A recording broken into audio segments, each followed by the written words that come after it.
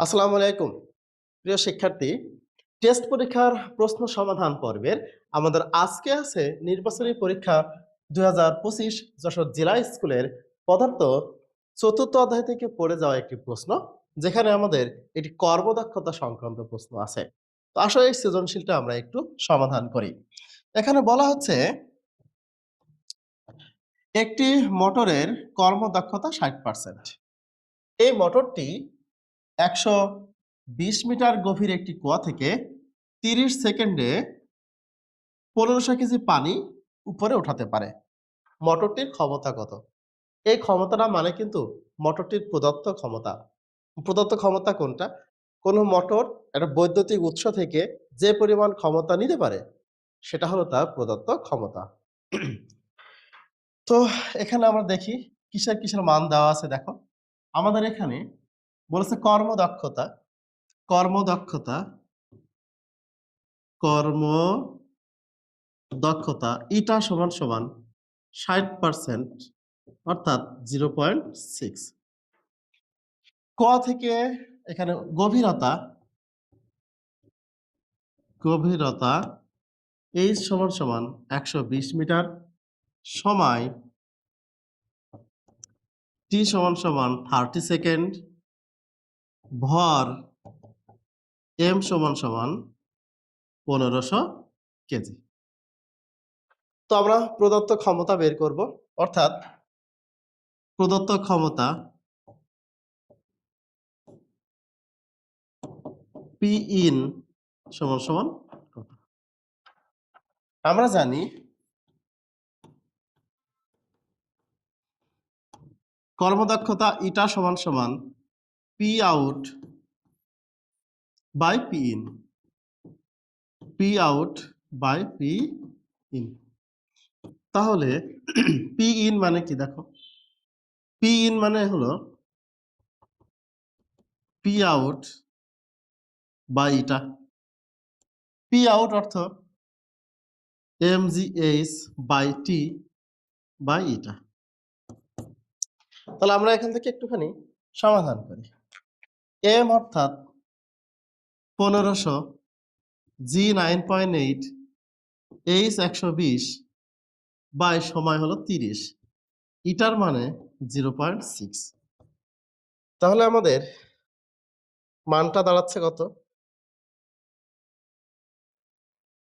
1500 into 9.8 into 120 ভাগ 30 ভাগ 0.6, 98,000 watt. অর্থাৎ এই মোটরটি 98 কিলোওয়াট ক্ষমতা সম্পন্ন। এই মোটরটি 98 কিলোওয়াট ক্ষমতা সম্পন্ন। এর 60% যদি সে কাজ করে তাহলে 30 সেকেন্ডে 120 মিটার উচ্চতায় সে এতটুকু পানি উঠাতে পারে। এবারে শুধু আমাদের ঘ নম্বরে কি বলছে? ঘ নম্বর বলছে মোটরটির কর্মদক্ষতা যদি পূর্বের কর্মদক্ষতার 40% বৃদ্ধি করা হয় তাহলে উক্ত সময়ে কতটুকু পানি বেশি উঠানো যাবে। অর্থাৎ কর্মদক্ষতা ছিল তার 60%, এখন যদি আরো 40% বেশি কাজ করে সে, তাহলে এই গভীরতায় অত সময়ে সে আরো কতটুকু পানি উঠাতে পারবে। অর্থাৎ আমার এই জায়গায় নতুন করে আবার কৃত কাজ বের করতে হবে, সেখান থেকে ভরের মানটা বের করতে হবে। এবার আসো তাহলে আমরা গ থেকে পেয়েছি মোটরের পি ইনপুট সমান সমান 98000 ওয়াট। মোটরটার যেই প্রদত্ত ক্ষমতা সেটা তো চেঞ্জ হয় না। এখন মোটরটির কর্মদক্ষতা 60% ছিল, সেখান থেকে আরো 40% আমরা বৃদ্ধি করেছি। তাহলে নতুন কর্মদক্ষতা ইটা প্রাইম সমান সমান কত?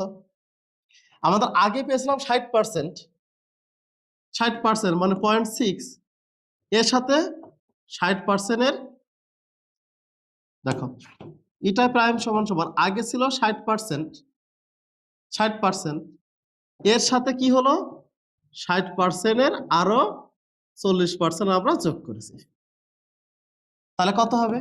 60 আর 4 4 24, তাহলে হবে 84%, অর্থাৎ 0.84। তাহলে 40% কর্মদক্ষতা বৃদ্ধির ফলে এই মোটরটির কর্মদক্ষতা এখন হলো 84%। মোটরটির প্রদত্ত ক্ষমতা ৯৮,০০০ ওয়াট। এখন আমরা দেখব যে সে এখান থেকে লভ্য কার্যকর ক্ষমতাটা কত দেয়। তো আমরা জানি যে পি প্রাইম সমান সমান পি আউট, এটা প্রাইম দিলাম যেহেতু নতুন বের করব আমরা, বাই পি ইন।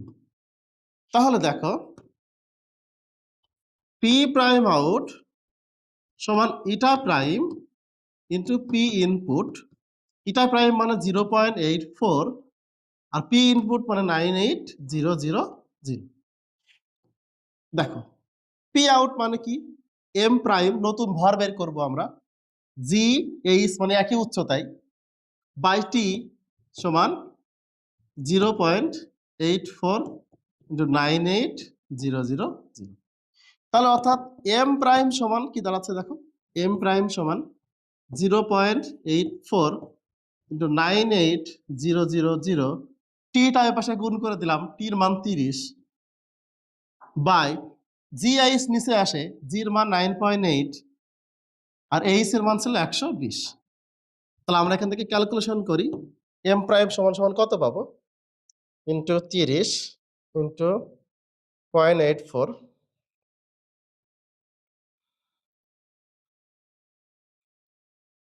ভাগ 9.8, 2100 কেজি।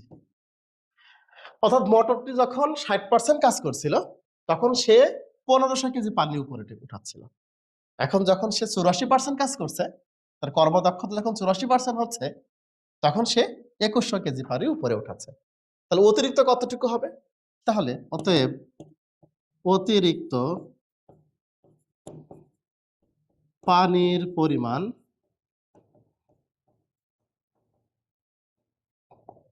2100 মাইনাস 1500 সমান 600 কেজি। অর্থাৎ এই মোটরটির কর্মদক্ষতা যখন আমরা 40% বৃদ্ধি করেছি, তখন সে আরো 600 কেজি পানি বেশি উপরে উঠাতে সক্ষম হবে। আশা করি তোমরা বুঝেছ। আর আমি এখন থেকে প্রতিদিনই বিভিন্ন স্কুলে পড়ে যাওয়া এই নির্বাচনী পরীক্ষার প্রশ্নগুলো সলভ করব। আশা করি তোমরা আমার সাথে থাকবে। ধন্যবাদ সবাইকে।